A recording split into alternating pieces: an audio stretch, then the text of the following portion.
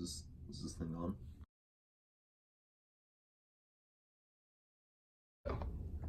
What was your inspiration and what pushed you to start making this documentary? I really wanted to make it a point how social movements today seem to fall flat. Many large protests gain traction and thousands of people join the movement, but to no avail. We are all taught the stories of the civil rights movement and Martin Luther King and Rosa Parks and how they took action, but we now focus on bringing awareness to issues instead of actually changing the problem. And it's really sad because we only know the words of movements of today, like hashtag Me Too. And that originally started out as a good thing with powerful women like Oprah Winfrey bringing about immediate action and change, but since then it has really sputtered. Why is it that these women who once had a powerful message have now been discredited because of a lack of wider action? What is going to be accomplished with a hashtag when we're not pushing the boundaries of society? Again, looking back, without action and pressure on those in charge, how can a problem really be noticed? Without being locked up on several occasions, would Martin Luther King have inspired the same action and change? I wanted to speak to the movements of today, calling upon their inaction and to urge them to no longer speak without a purpose. How has our mentality changed? Like, what do you see as the cause of us not taking action? Like I said, in today's schools, we were taught the words, I have a dream, but we forget that those words were a rallying point, not what actually caused the changes that happened after.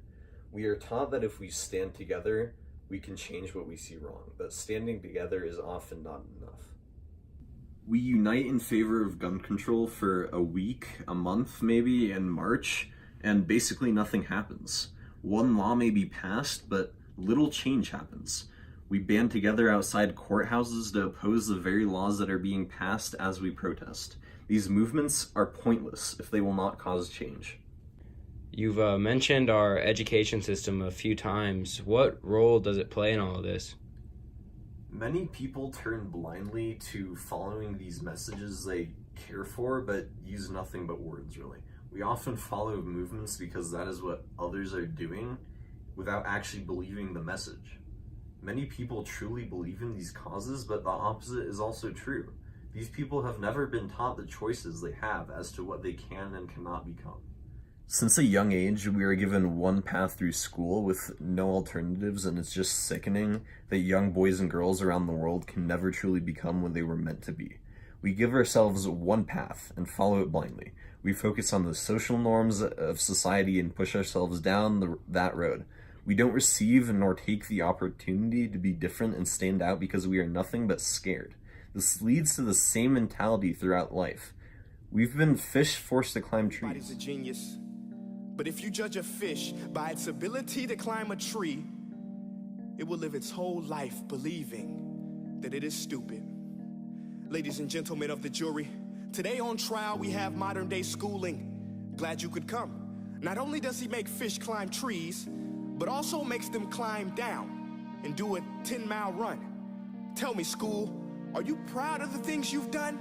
Turning millions of people into robots, do you find that fun?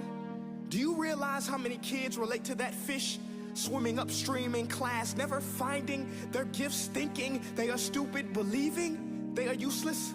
Well, the time has come, no more excuses. I call school to the stand and accuse him of killing creativity, individuality, and being intellectually abusive. Change starts with words, but is not caused by them.